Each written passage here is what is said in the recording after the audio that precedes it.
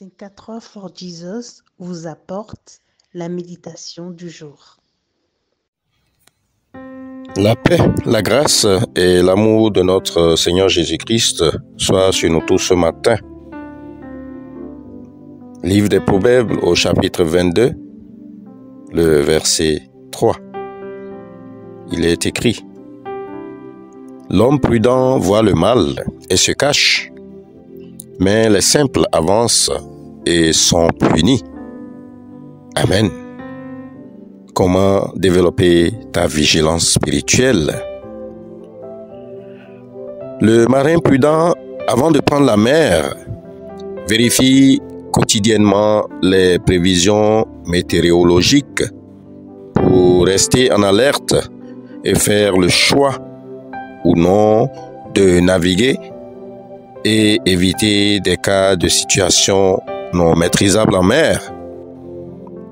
De même, dans certains royaumes de l'Afrique, à une certaine époque, les rois, avant d'aller au combat, consultaient leurs oracles pour savoir les possibilités ou non de remporter le combat sur l'ennemi.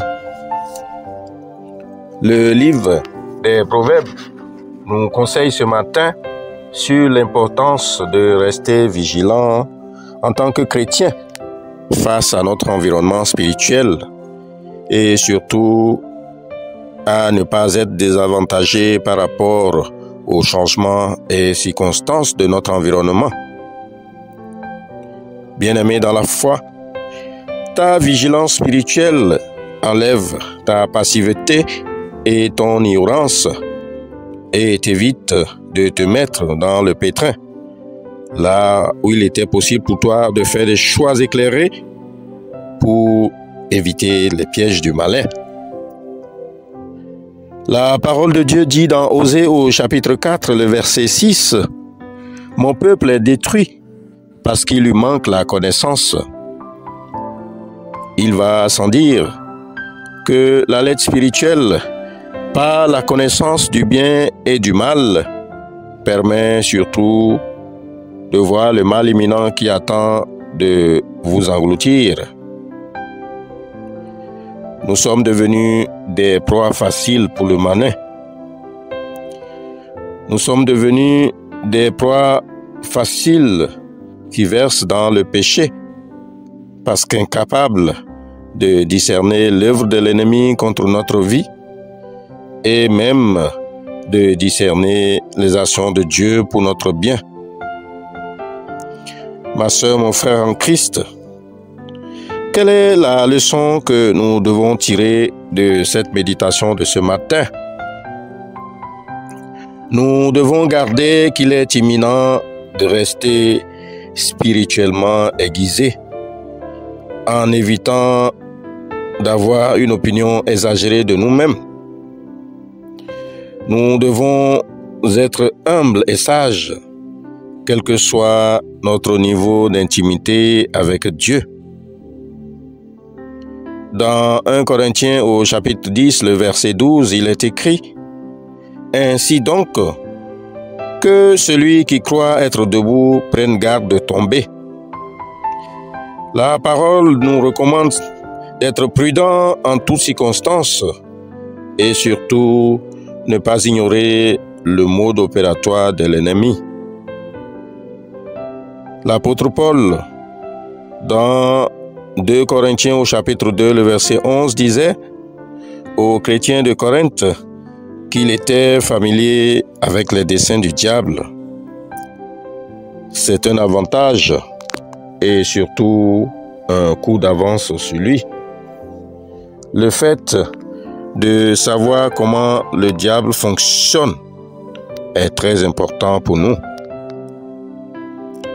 Enfin, pour contrecarrer les œuvres du mal contre notre vie, il nous faut aimer et vivre la parole de Dieu. Cette parole doit habiter pleinement en nous, car elle produira en nous des œuvres de lumière, de telle sorte que tout ce qui sera préparé dans l'obscurité contre notre vie sera exposé à la lumière qui est en nous. Prions que le Dieu de lumière, par son esprit, nous fortifie à la vigilance et garde notre cœur contre tout mal au nom de Jésus. Amen. Je vous souhaite de passer une excellente journée dans la sanctification. Shalom. Aujourd'hui, Dieu t'appelle à sa suite. Si tu veux donner ta vie à Jésus ce matin, c'est une opportunité que Dieu t'offre. Fais cette prière avec moi.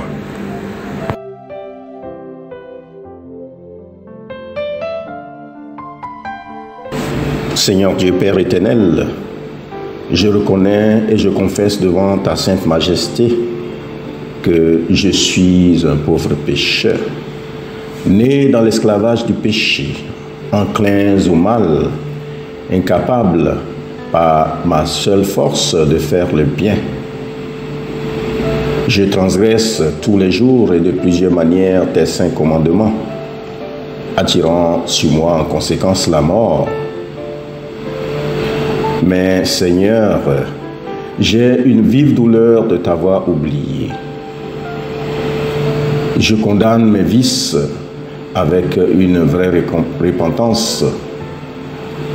Je cours à ta grâce et te supplie de venir en aide à ma misère. Veille donc à avoir pitié de moi, Dieu très bon, Père miséricordieux, et me pardonner mes péchés pour l'amour de Jésus-Christ, ton Fils, notre Sauveur.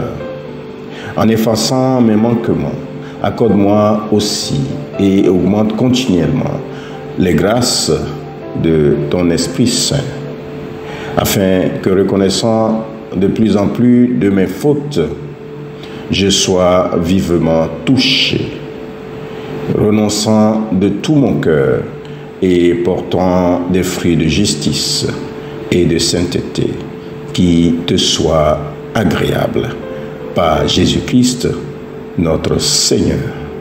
Amen. Que la grâce de notre Seigneur Jésus-Christ, l'amour de Dieu le Père, la communication bienfaisante de l'Esprit Saint reste avec nous tous, maintenant, et nous garde dans la sanctification. Amen.